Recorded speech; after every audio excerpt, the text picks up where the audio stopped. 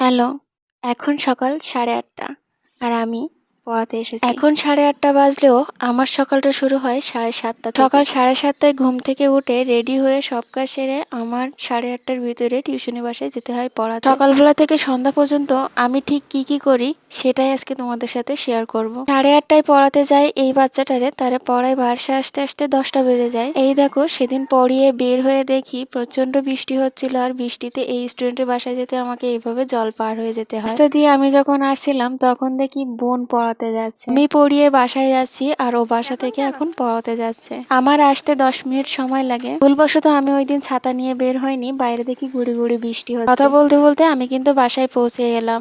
এখন 10টা 5 অথবা 10 বাজে, আমার খেয়াল নেই, তবে 10টার ভিতরে কিন্তু আমি চলে আসি বাসায়। এখন রুমে এসে কাজ হচ্ছে আমার সমস্ত কাজগুলো গুছিয়ে রান্না বান্না এভাবেই হোক আমার 11:30টার ভিতরে রান্না কমপ্লিট করতে হবে। তবে সব কাজ করে রান্না বান্না করে ওই 1.5 ঘন্টার ভিতরে হয় না, মানে 11:30টার ভিতরে আমি রান্নাটা কমপ্লিট করতে পারি না। কোনো দিন আমার 12টাও বেজে যায়। 12টার ভিতরে আমি রান্নাটা কমপ্লিট করে নিই। আর এই দেখো আমার রান্নাও শেষ। সকালবেলায় কিন্তু আমরা খাই না, বোনও পড়াতে চলে যায়, আমিও পড়াতে চলে যাই, এই জন্য সকালবেলায় রান্না করা হয় না, তাই সকালবেলায় খাওয়াটাও হয় না। এই জন্য রান্না করার পরে আমি স্নান করতে যাই, স্নান করে এসে আমি অল্প করে খেয়ে নিই। অল্প করে কেন খাই, কারণ আমাকে খেয়ে উঠেই গুছিয়ে আবার টিউশনিতে যেতে হয়। পেট ভরে ভাত খেলে হয়তো অনেক বেশি কষ্ট হয়ে যাবে, আবার আমি যদি অল্প করে দুটো না খাই তাহলে এই ছাড়া সারাদিনে আর ভাত খাওয়া হবে না। কোনোভাবে খেয়ে তো বের হলাম রেডি হয়ে, এখন আমাকে যেতে হবে পড়াতে। আমি বেরিয়ে পড়েছি তখন 12টা 40 বের হয়ে দেখি গুড়ি গুড়ি বৃষ্টি হচ্ছে। রুম থেকে বুঝতে পারিনি তাই ছাতা নিয়ে বের হতে পারিনি। তাই আসার পরে দেখি গুড়ি গুড়ি বৃষ্টি হচ্ছে, কিন্তু আলসেমের জন্য আর আমার উপরে গিয়ে ছাতা আনতে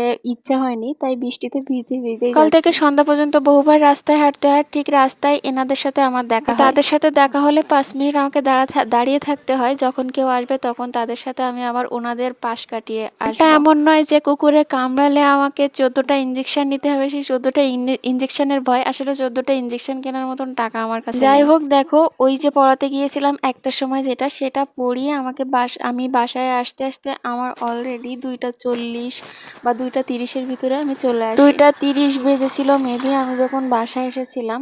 আর বাসায় পৌঁছে দেখো এখন হচ্ছে আমি 10টা মিনিট মানে রুমে বসতে পারবো। 10টা মিনিট রেস্ট নিয়ে মানে ফ্যানটা চালিয়ে আমি 10টা মিনিট বসি, ঠিক আবার ওইভাবে আমাকে আবার একটা টিউশনি বাসায় আসতে হয়। এখান থেকে আমি আর বাসায় যাব না, 3টা থেকে 6টা পর্যন্ত টিউশনি করে তারপরে একবারে বাসায় ফিরবো। আমার সকাল থেকে সন্ধ্যা পর্যন্ত প্রত্যেক দিনের রুটিন। মাঝে মাঝে রুটিনের হয়তো বদল হয়, যখন আমাকে বাজারে যেতে হয় বা অন্য কোনো কাজের জন্য, তো ওই যে সময়টুকু বেঁচে থাকে আধা ঘন্টা 1 ঘন্টা, ওর ভিতরেই আমি বাকি কাজ